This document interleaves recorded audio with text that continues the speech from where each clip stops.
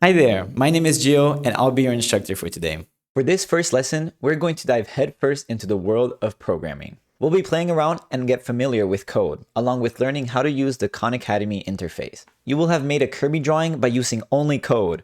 Ready? Let's get started. So what even is programming? At its core, programming is the process of giving instructions to a computer to perform specific tasks. These instructions are written in a language that the computer can understand. We call these instructions code. When you write code, you're creating a set of commands that tell the computer how to perform an action, like adding two numbers, displaying text on a screen, or even running a game.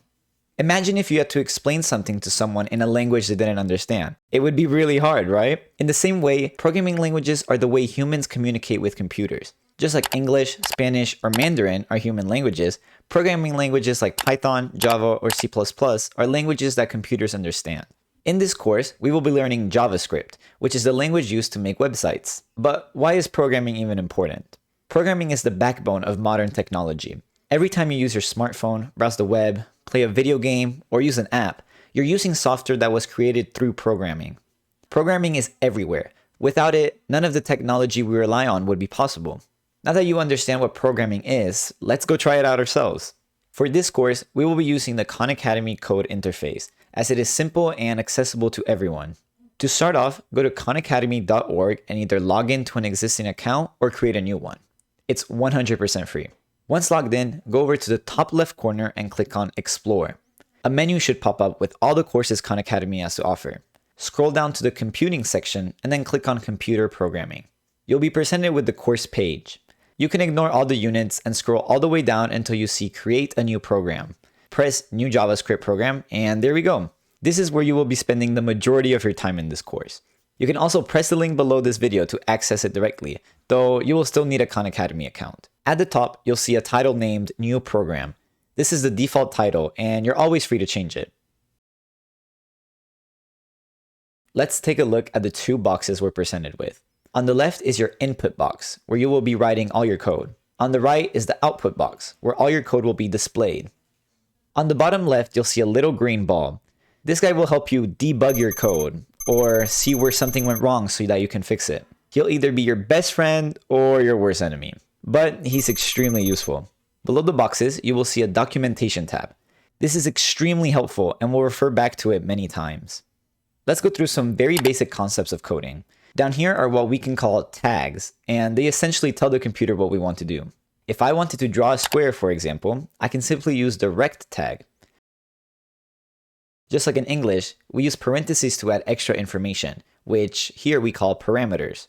Khan Academy will automatically show us what parameters it expects. The x and y parameters are looking for the coordinates where our rectangle will be displayed. The x represents the x coordinate of the top left corner of the rectangle, and the y represents the y coordinate of the top left corner of the rectangle. The next parameters are width and height. Since I want to make a square, they will be the same.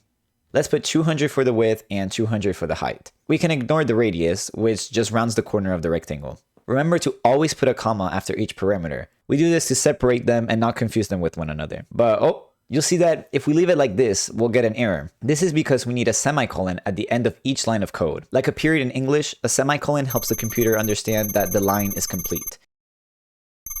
You now have made a square solely using code. How cool is that? Now, let's make this a little more interesting. If we scroll down, we can see how much stuff we can really do.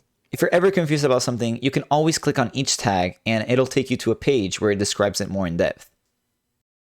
Let's change the background color of our canvas. To do that, we can use the background tag.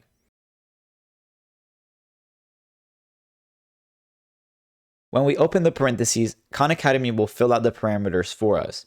The numbers you see in there are the RGB values. RGB stands for red, green, and blue. A number between 0 and 255 is selected for each of the colors, which we can think of as the intensity of the color.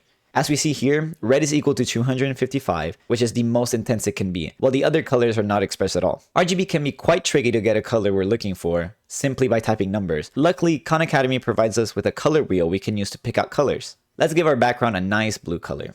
I like this one. I don't like how the square is just white, so let's change its color. Above the line where we made our square, we can use the fill tag to change the inside color of the shape. Let's make the square purple. It's important to put the fill tag before the rectangle tag because, just like us, computers read code from top to bottom. If we were to put the fill tag after the rectangle tag, the computer wouldn't understand what it's filling in.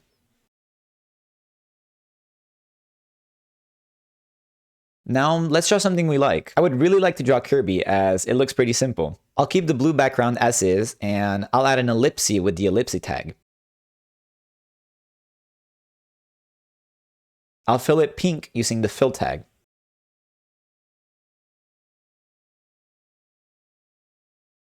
For the shoes, I'll once again be using ellipses. And I'll make them red.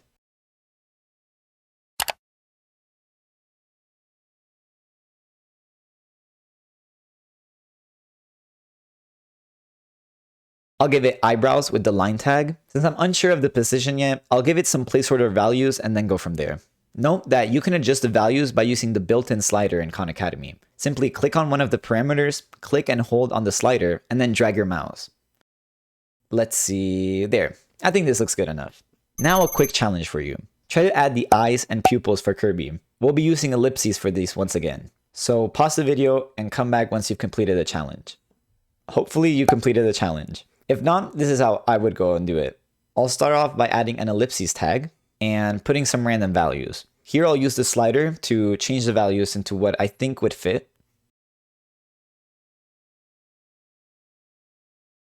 And then I'd position them right about where the eye area would be.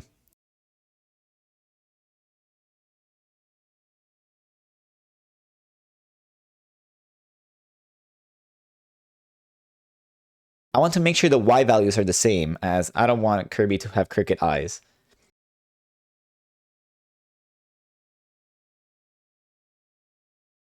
And there, I think that looks good. Now for the pupils, I'll do the same thing, but I'll change the colors.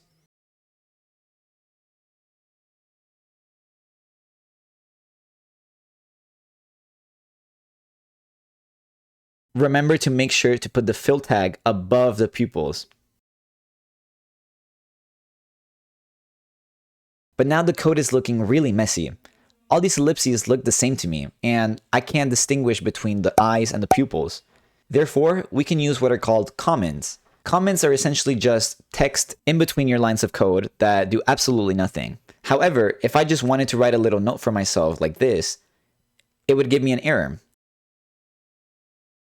The computer is trying to read my text as code, but because it's wrong, it's not going to run properly. To add a comment, we simply use 2 slashes. See how the text turns green? That means that the computer will completely ignore this text. And now I can use comments to organize my code so that everything is a little bit more clear. There we go. I'd like for Kirby to be standing on something, so I'll go ahead and make some grass with a rectangle.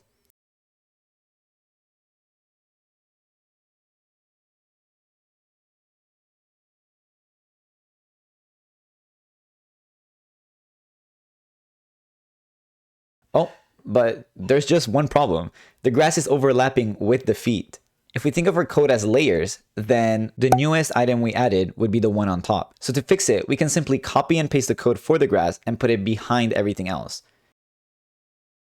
Here, I'm satisfied with what I have, and I hope you are too. Feel free to continue playing around with it and make your own character if you'd like. Show off your creation on our Facebook page for a chance to be featured in our next lesson. This is all for today. Thank you very much for joining us, and we can't wait to see you in our next lesson.